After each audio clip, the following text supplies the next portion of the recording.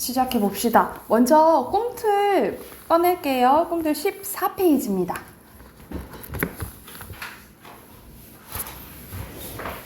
경훈아 거기 시 그거 보면 돼. 자, 우리 시 들어갔는데 여기 이제 오늘 원래는 선생님이 시 하나 소설 하나 이제 이렇게 하는데 오늘은 이제 시를 일단 한 2개 하고 그 다음에 이제 문법 진도 나가볼게요. 자, 먼저 정현종의 방문객이라는 이제 작품이거든요. 우리가 어딘가를 말 그대로 방문한 사람을 방문객이라 하잖아, 그치? 어떤 것에 대해 얘기했는지 바로 봐볼게요. 되게 짧은 시죠, 그죠?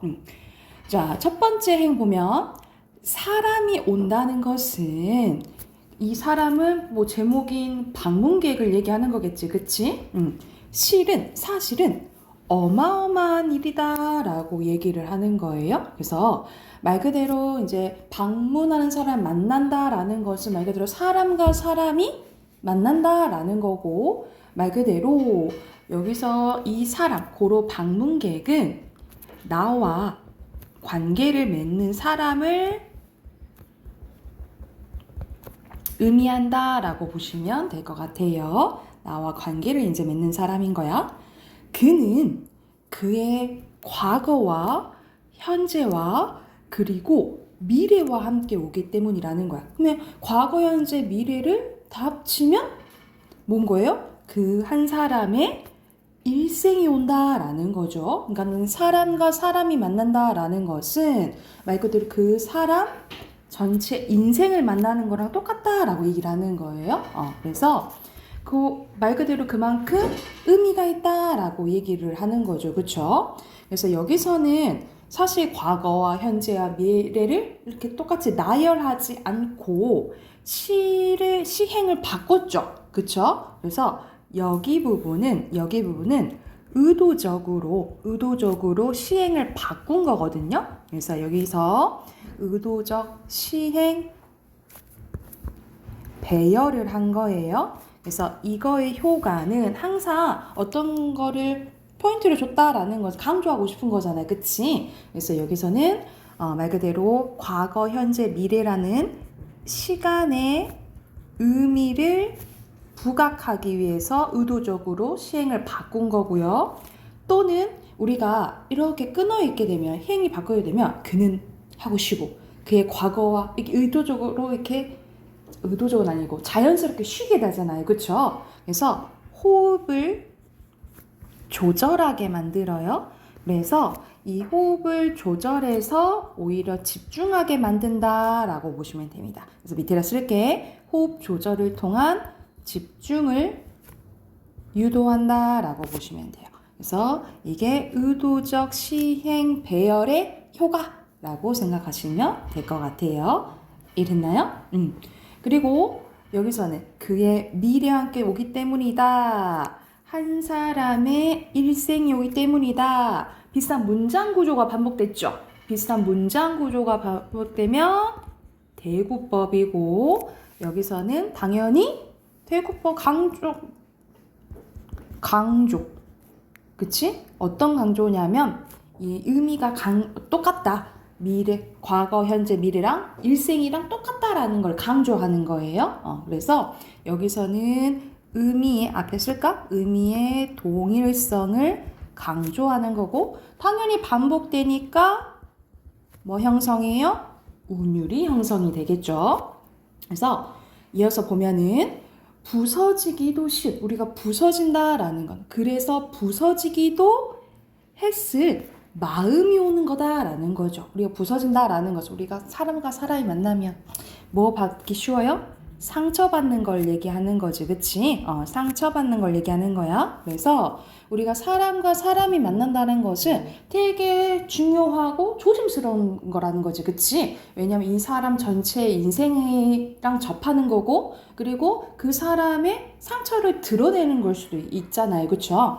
그래서 그 갈피는 우리가 갈피를 못 잡는다 이런 말 하잖아, 그치? 그래서 이 갈피는 어떤 일이나 사물의 그 갈대를 구별되는 그 얼음을 얘기하는 거야. 그래서 여기서 갈피는 뭐 타인의 마음 속을 의미한다라고 보시면 되고, 그 갈피를 아마 바람은 더듬어 볼 수 있는 마음이라는 거죠. 그래서 여기서는 바람이 더듬는다 라고 표현했죠.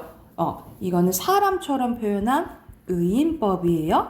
더듬어 본다라는 것은 뭐 쓸어 안아주고 감싸 안아주고 이런 걸 이제 의미하는 거야, 그치? 그래서 여기서 더듬다라는 것은 타인의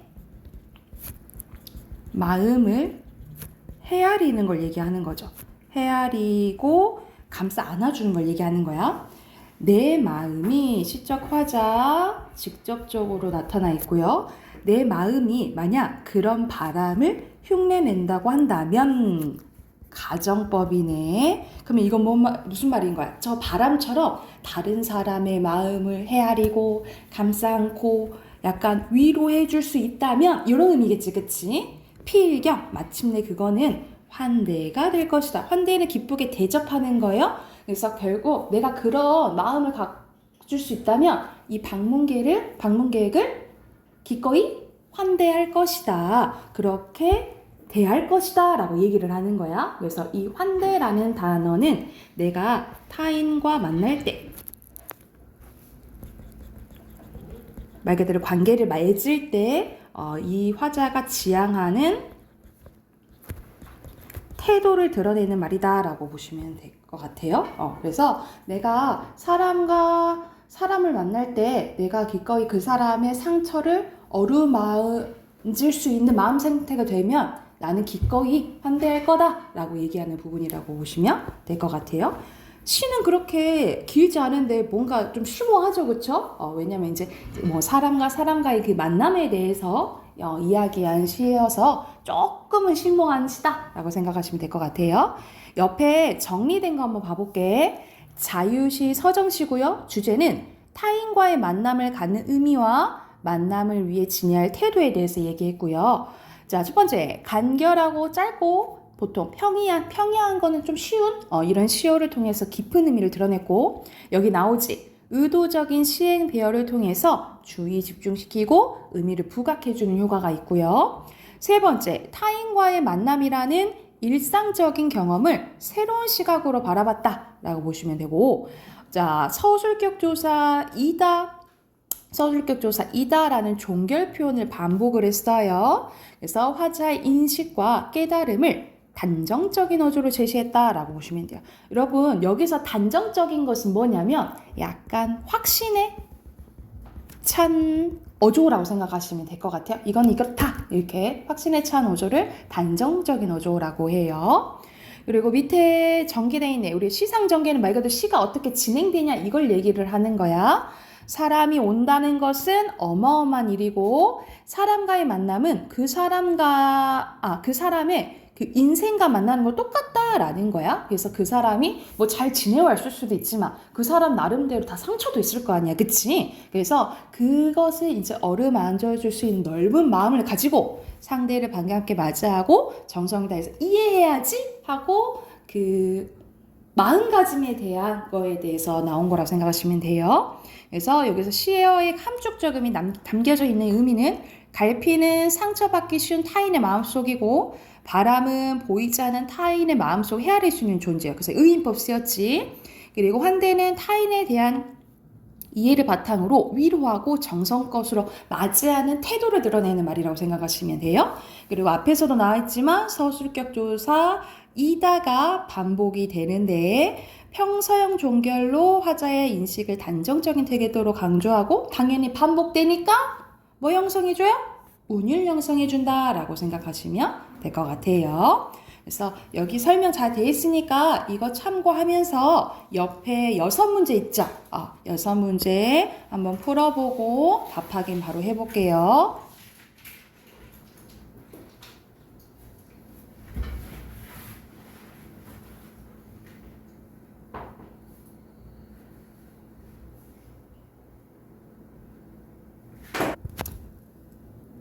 같이 한번 봐볼까요?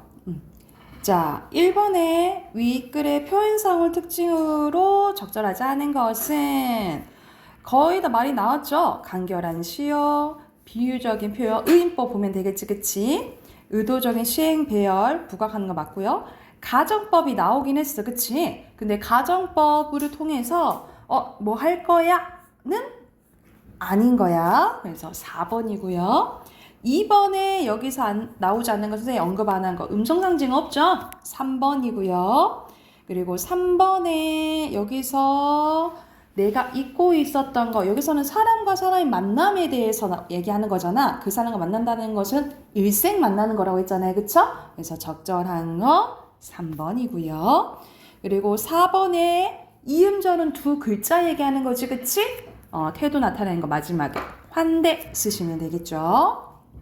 그리고 5번에 알맞지 않은 것은 사실 보기 안 읽고 선지만 읽어도 풀 수는 있는 문제예요. 여기서는 마지막에 이거는 진정한 가치에 대한 의문제기야. 가정법 해서 그렇게 하면 나 이렇게 할 거야 라고 얘기하는 거잖아. 의문제기 아니죠. 5번이고요. 그리고 6번에 또 다른 정현종의 시에 대해서 나와 있네요. 섬이라는 시인데 섬은 사람들의 징검다리처럼 이어주는 매개체 역할을 할 수도 있고 동시에 단절을 상징하는 공간도 됩니다. 화자는 이 섬에 가고 싶다고 말하며 단절된 인간 관계를 회복하려는 의지를 보여주는데 말 그대로 약간 섬같이 이렇게 각각의 섬처럼 띄어 있기도 하지만 연결되기도 하는 건데 그러니까 말 그대로 사람과는 적당히 우리 그런 거 있잖아. 거리도 둬야 되고, 그치? 너무 가까워도 문제인 거고, 너무 멀어도 문제인 거고, 이것도 결국 사람과의 관계 얘기한 거거든요. 그래서 여기서 가장 적절한 것은 3번이라고 보시면 됩니다. 이해됐을까요?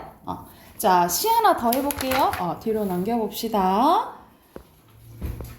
윤동주 시가 나와 있네요. 윤동주의 별에는 밤이라는 시입니다. 별은 이제 새는 이제 밤인 거지. 여기서는 조금 길죠? 연도 많고 행도 많은데 내용 바로 봐볼게요. 계절이 지나가는 하늘에는 가을로 가득 차 있습니다. 그래서 여기서는 계절적 배경이 이제 나오는 거고 우리 보통 가을을 고독의 계절 이렇게 이제 얘기를 하거든요. 그래서 여기서 가을은 어떤 역할을 하냐면 계절적 배경을 나타내기도 하지만 약간의 이제 쓸쓸함 그리고 이제 말 그대로 좀 우리가 좀 밤이 되면은 생치해지는 것처럼 가을도 이제 고독을 씹어먹는 하죠. 고독을 먹고 자기를 이렇게 바라보게 되는 자기 반성의 시간도 의미할 수 있다라고 보시면 될 것 같아요. 나는 시적 화자고요. 난 아무 걱정도 없이 가을 속의 별들을 다 헤일 듯합니다. 별을 이제 막 세는데 이 가슴 속에 하나둘 새겨지는 별을 이제 다 못 세는 것이 이제 다 못 세는데 왜 못 세냐면 아침이 오는 까닭이고 아침에 와버리면 당연히 별이 안 보이게 되잖아요. 그치? 이거는 말 그대로 현실을 얘기하는 거예요. 약간 현실적인 제약을 의미하는 거고요. 내일 하지만 더 못하는 것은 내일 밤이 남은 까닭이야. 근데 평생 못 세는 건 아니야. 왜냐면 또다시 밤이 오고 그때 또 셀 수 있으니까 이거는 약간의 마음적 여유를 얘기하는 거야. 그래도 다시 또 셀 수는 있어. 근데 아직 나의 청춘이 다지 않은 까닭입니다. 나는 아직 앞날이 있어. 라는 얘기를 하는 거야.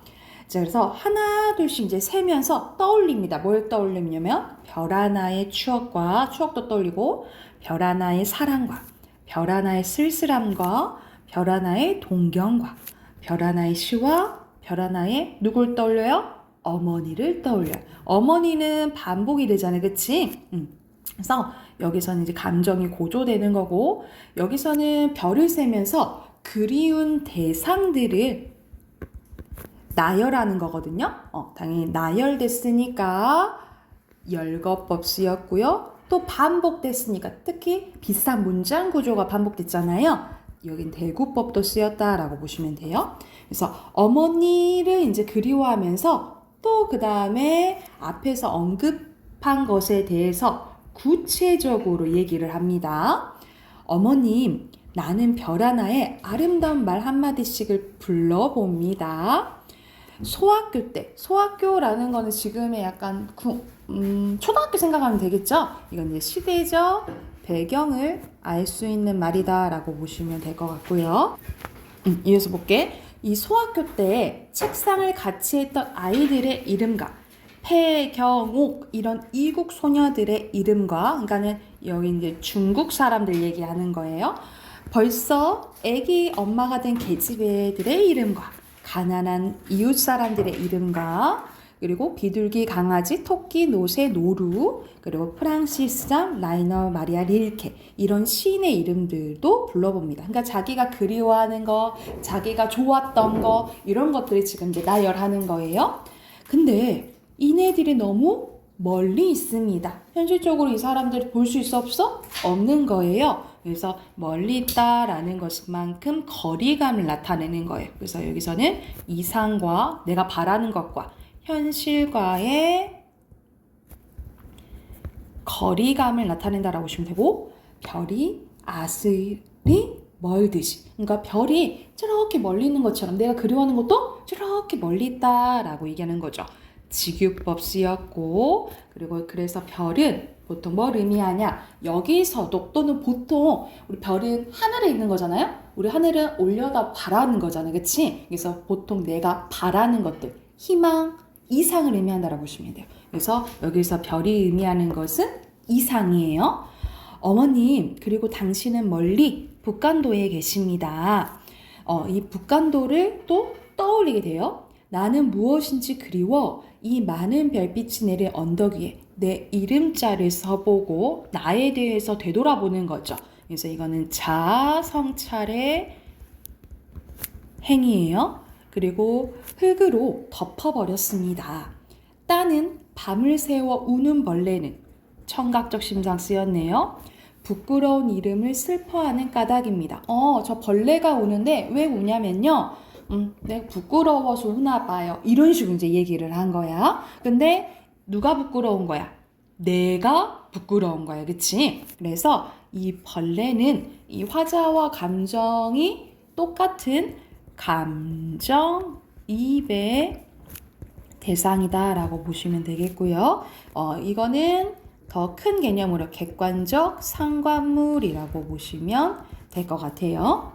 그러나 이런 그러나 하면은 분위기 전환 갖고 오는 거야. 그래서 나는 부끄럽고 난 왜 이럴까? 지금 이런 생각하는 와중에 분위기 전환되는 거예요. 그래서 시상 전환 일어나고요.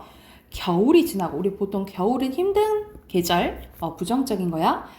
겨울이 지나고 나의 별에도 봄이 온다고 한다면 가정법이지. 그래서 현실적으로 보면은 윤동주는 일제강점기 때 사람이죠. 그래서 일제강점기를 벗어나 우리나라가 광복을 하게 된다면 이런 식으로 비유한 거야.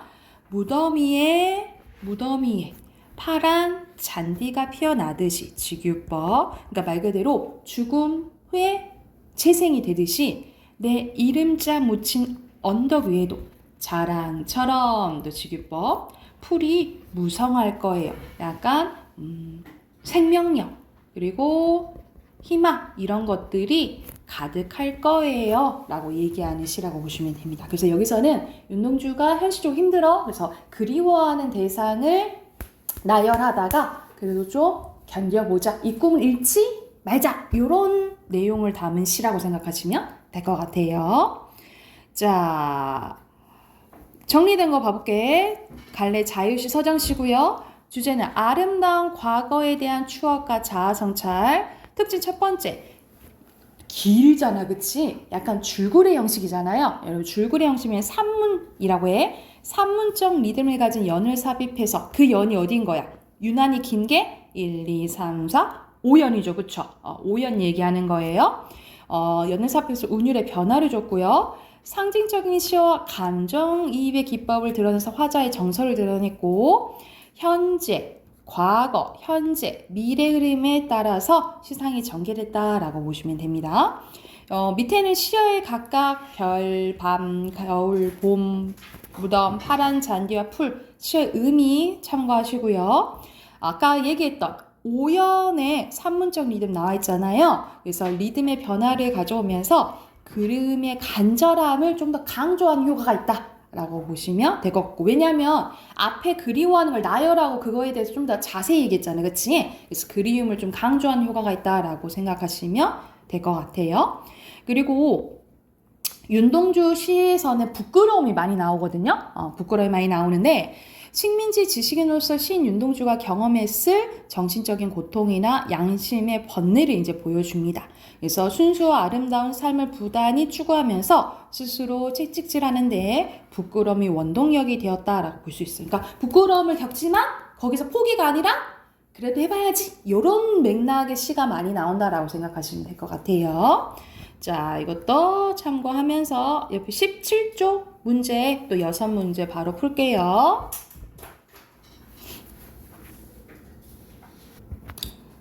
자, 더 확인해 봅시다. 1번에 표현상의 특징으로 여기서 적절하지 않은 거, 여기서 선생님 언급 안 한 게 있는데, 여기서는 공감각적, 감각의 전이는 공감각적 심상 얘기하는 거거든요. 전혀 없죠. 1번이 2번이고요. 2번에 적절하지 않은 것은, 여기서는 자기가 그리워하는 거, 자기 성찰이 막 드러난다 했잖아. 막 크게 막 저항하거나 이런 거 나오지는 않아요. 5번이고요. 3번에 적절하지 않은 것은, 별은 내가 바라는 거라고 했어. 그치? 여기서 거리가 조금 먼 것은 5번이에요. 감정을 뭐 주고받거나 그런 대상은 아니고. 4번에 적절하지 않은 거, 여기서는 2번이죠. 선생님, 니은은 현실적인 제약이라 해서 아침에 오니까 별을 못 보는 거지, 그치? 그리고 5번은 선생님이 얘기해 주세요. 더 자세히 얘기해 준다 했죠? 세 글자니까 구체화입니다. 구체화.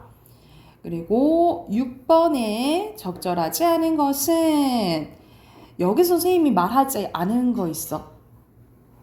뭐 반어법 뭐 나왔어요? 그런 거 없지? 그리고 냉소는 되게 싸늘하게, 차갑게 이럴 때 얘기할 때 냉소적이라 하거든요. 전혀 아니죠. 1번입니다. 자, 문법책으로 갈게요. 우리 문법책 194쪽입니다. 오늘은 조금 쉬운 부분을 갈게요. 194쪽 보면은 담화 부분이거든요. 담화 구성의 요소와 이제 기능인데, 이건 우리 2학년 때 했어요. 2학년 때 한 부분이고, 이거는 담화 상황은 항상 우리가 이제 고등학교 갔을 때도 우리가 화법과 작문이 있는데 말하는 상황이 주어져요. 그래서 정확하게 우리 맥락이나 이런 것들 기본적으로 알아두셔야 되거든요. 자, 여러분이 알고 있는 내용이 조금 나오니까 빨리 좀 해볼게요. 먼저 담화의 개념입니다. 자, 담화는 구체적인 의사소통 상황에서 둘 이상의 문장이나 발화가 연속되어 이루어지는 말의 단위입니다. 그래서 예를 들어서 야, 왜 했을 때 이 야 하나가 발화라고 생각하시면 되거든요. 왜? 이런 식으로 발화가 연속되면 뭐가 되는 거예요? 담화가 되는 거예요. 그래서 이 담화를 발화의 연속체라고 봅니다. 발화의 연속체라고 봐요. 그래서 밑에는 담화의 구성 요소인데, 당연히 이야기하는 상황이니까 말하는 사람이랑 듣는 사람이 있어야 되겠죠. 그래서 구성 요소는 총 4개예요. 화자, 글쓴이, 청자, 독자, 전하는 내용인 발화, 언어, 그리고 이 담화가 이루어지는 배경인 맥락, 이렇게 총 4가지예요. 다시 첫 번째 화자는 발화를 생산하고 청자에게 전달하는 사람이고요. 두 번째 청자는 화자로부터 발화를 전달받은 후 발화의 내용을 이해하는 사람이고요. 세 번째 발화는, 고로 언어는 화자와 청자가 주고받는 정보로 주로 언어 표현으로 실현이 됩니다.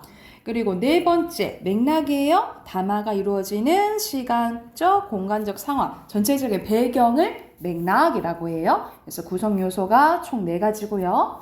자, 밑에 담화의 구조입니다. 담화는 말 그대로 뭐가 연속된다고? 발화가 연속된다고. 그리고 단순한 발화의 연결이 담화가 되려면 내용 구조, 형식 구조가 이제 필요한데요. 내용 구조는 긴밀한 관계 유지를 통해 관계 유지를 위한 통일된 하나의 주제가 요구되는 거고요. 그래서 이게 무슨 말을 하냐면 뒤에도 이제 나올 건데 통일성이 있어야 된다라는 얘기고요. 내용적으로 형식은 내용을 연결할 수 있는 언어 형식, 말 그대로 연결어가 필요한데 접속 부사라든지 우리가 그리고 하지만 이런 것들 있죠. 이게 접속어 또는 접속 부사고요. 지시 표현, 그저 가리키는 표현, 동일어구의 반복을 통해서 내용을 연결하는데 이것을 통해서 할 수 있는 거는 응집성이라고 보시면 돼요. 문장이 긴밀하게 연결되어 있는 걸 이제 응집성이란다는 거야. 그래서 담화의 요건이에요. 무슨 성과 무슨 성이 있어야 된다? 통일성과 응집성이 있어야 된다라는 건데 이제 옆에서 나와요. 밑에는 담화의 전체적인 유형입니다. 종류인데 자, 강의, 뉴스, 보도 같은 것은 대상에 대한 정보나 지식을 전달하는 담화로 정보 제공 담화이고요. 광고문, 설교, 연설은 상대방을 설득하는 기능을 한 담화로 호소 담화고요.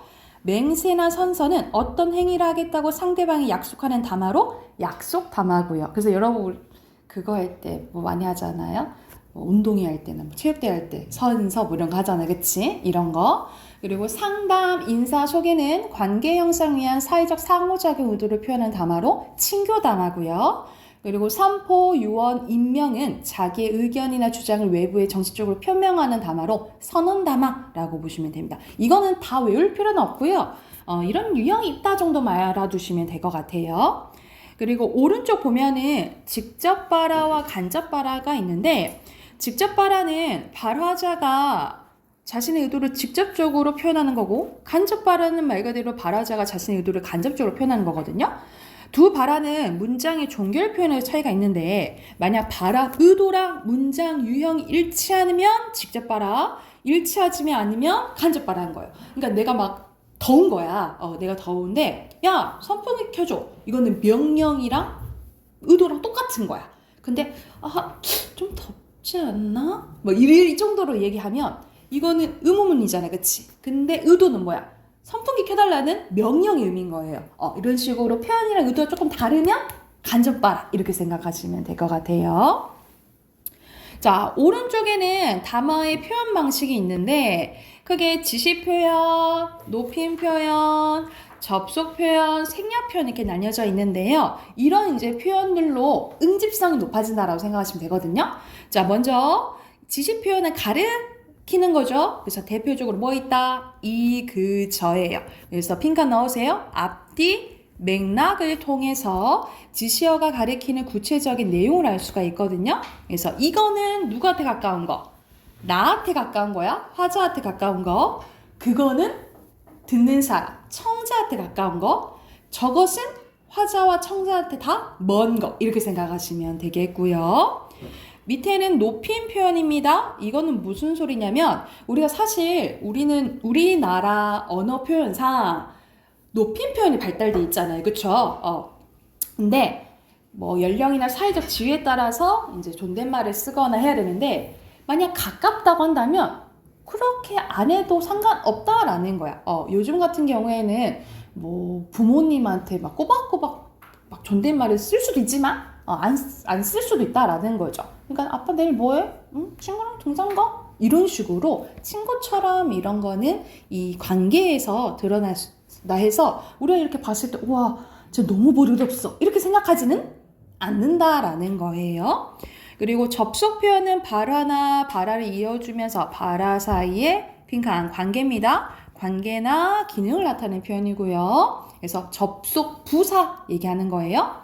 그리고 생략 표현은 발화 내용 중 일정 부분이 언어로 실현되지 않는 표현으로 생략 표현을 표현하려고 하는 정보가 장면이나 맥락의 도움을 받아 전달되거나 보충될 수 있을 때 사용이 됩니다. 그러니까 예를 들어서 서로 알아먹을 수 있으면 굳이 얘기 안 해도 된다 이 말이에요. 그래서 우리 전라도에서는 그런 말 많이 쓰잖아요. 요즘엔 많이 어르신들이 많이 쓰고 사투리가 좀 심한 데에서 쓸 거 있잖아요. 거시기 그 시기가 했냐? 뭐 이런 것들 있잖아. 이런 것들이 거의 생략 표현 그리고 이 지시 표현 아니면은 뭐 대명사를 통해서 나타낸다 이렇게 생각하시면 될 것 같아요. 오른쪽에는 접속 표현의 종류가 나와 있거든요. 여러분이 알아둬야 되는 단어들이 있어. 뭐가 있냐면 자, 여러분 앞에 말이랑 뒤에 말을 이어주는 경우 그 우리가 그리고를 많이 쓰잖아요. 이럴 때는 순접 표현이라고 해요. 이건 이어주게 만드는 걸 순접이야. 그런데 만약 앞에 말을 부정하면서 상반되는 게 나와. 그러면 역접 표현이라고 해요. 역접이에요. 역접. 인간 알선의 원인과 결과 같은 게 나열되면 대등 병렬 앞에 있는 것을 좀 더 자세히 얘기하거나 덧붙이는 거면 첨가 보충 화제를 아예 다른 거로 바꿀 때 있잖아요. 그런데 이럴 때면 전환 밑에는 예시라고 나와 있는데 여러분 알아둬야 할 표현이 뭐? 순접이랑 역접 기억해 두시면 될 것 같아요. 뒤로 넘겨봅시다. 선생님이 아까 전에 언급했었잖아요. 담화의 조건에서 두 가지 뭐라고? 통일성과 응집성이 있어야 되는데 먼저 통일성 나온 거야. 담화의 외적, 내적 구성 요소 나와 있네요. 담화는 외적 요소와 내적 요소를 이유로 이루어지며 내적 요소는 내용의 구조와 형식 구조로 나뉘어지는데 여기서는 앞에서 우리 구성 요소 있었잖아. 네 가지. 이게 이제 외적 요소고 안에 내용적인 거랑 형식 구조가 내적 요소라고 생각하시면 될 것 같아요. 담화는 발화의 유기적 통일체이므로 내용 구조와 형식 구조를 갖춰야 된다라는 얘기고요. 3번으로 가볼게요. 3번 보면은 경훈아? 네. 보고 있지? 네. 담화의 통일성인데 담화의 구성 요소들이 하나의 목적이나 주제를 향해 유기적으로 연결되어 있는 거예요. 그러니까 하나의 주제에 대해서 얘기하는 걸 통일성이라고 생각하시면 될 것 같아요. 의사소통이 성공적으로 이루어지기에 내용 측면에서 갖춰야 될 담화 요건으로 담화라고 하는 언어 단위가 본래 하나의 빈칸 주제입니다. 주제를 가진 의미적인 단위이기 때문에 담화의 통일성은 반드시 있어야 될 필수 요소다 라고 생각하시면 될 것 같고요. 오른쪽으로 가서 197쪽입니다. 담화의 응집성이에요. 담화를 이루는 발화나 문장들이 빈칸 형식적인 면에서 긴밀하게 연결되어 있는 것을 얘기를 합니다. 자, 그래서 이 담화의 응집성이 높아지려면 어떤 표현을 잘 써야 되냐면 앞에서 배웠던 지시 표현, 그리고 대용 표현, 그리고 접속 표현을 잘 써야 되거든요. 이게 잘 써져야지만 응집성이 높아진다라고 생각하시면 될 것 같아요. 그래서 지시 표현은 앞에서 했었죠? 해당 사물을 지칭하면서 또 본래 명칭으로 표현되는 것이 아니기 때문에 앞뒤 맥락을 통해서만 구체적인 내용을 파악할 수 있는 것을 이제 지시 표현이라고 하고요. 대용 표현은 말 그대로 대신 좀 사용하는 거거든요. 담화 내용 중 이미 말한 내용이나 뒤에 언급될 내용을 대신 사용하는 표현이라고 생각하시면 될 것 같아요. 그래서 대용 표현에는 이와 그 계통이 거의 주로 사용된다. 그래서 예시 봐봐. 외국에 나갔던 민경이가 이번 주 주말에 돌아온대. 나도 그렇게 들었는데. 나도 이번 주에 주말에 들어온다고 들었어. 굳이 할 필요 없고 그렇게를 통해서 대신할 수 있다 이 말이야. 이런 게 대용 표현이라고 생각하시면 될 것 같아요. 그리고 접속 표현은 아까 전에 했었죠, 그쵸? 뭐 그런데, 하지만 이런 거. 그래서 자 크게 지시 표현, 대용 표현, 접속 표현을 통해서 무슨 성을 높일 수 있다? 응집성을 높일 수 있다라고 보시면 될 것 같고요. 자, 넘겨서 198쪽 하면 끝나요. 자, 우리 담화에 맥락이 있다 했잖아요. 그치? 이 맥락이 크게 두 가지로 나뉘어지거든요. 크게는 언어적 맥락과 비언어적 맥락, 또 비언어적 맥락에서 상황 맥락, 사회 문화적 맥락으로 나뉘어져요. 자, 언어적 맥락은 말 그대로 언어를 통해서 얘기를 하는 거예요. 그래서 발화가 이어지는 담화 안에서 특정 발화 앞뒤 위치하는 발화로 빈칸 앞뒤 쓸게요. 앞뒤 발화의 언어 표현이나 이어지는 내용의 흐름으로 정확한 의미를 파악할 수 있고 밑에는 비언어적인 맥락 봐볼게요. 먼저 상황 맥락입니다. 상황 맥락은 담화 장면에 여러분 직접적으로 관련된 맥락으로 담화에 직접적으로 영향을 미친 요소입니다. 그래서 첫 번째 화자와 청자의 관계나 처지와 관련된 거나 두 번째 화자와 청자가 발화를 주고받는 시간적, 공간적 배경이거나 세 번째 담화 참여자의 의도나 목적에 관련되면 상황 맥락이라고 보시면 돼요.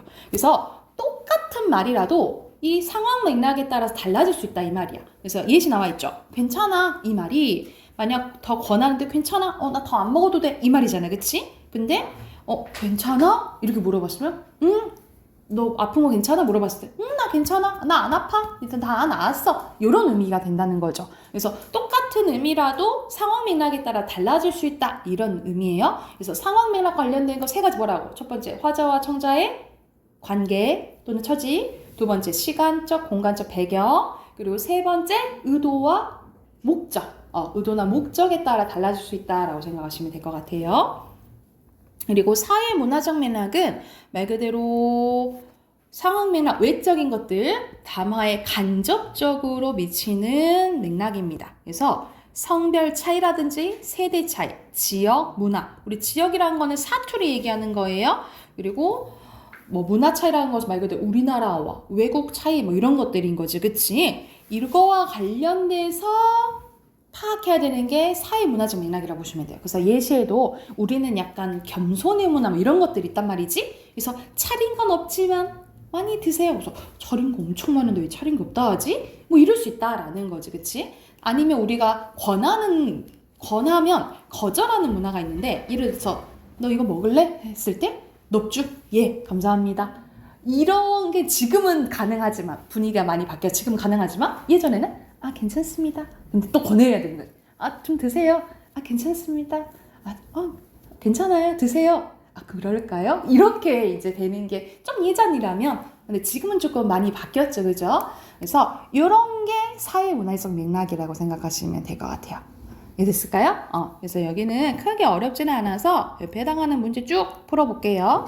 여러분 199쪽부터 해당하는 문제 쭉 풀어볼 건데 우선 204쪽까지 쭉 풀어볼까요? 204쪽까지 문제 쭉 풀어볼게요. 갔다 오세요.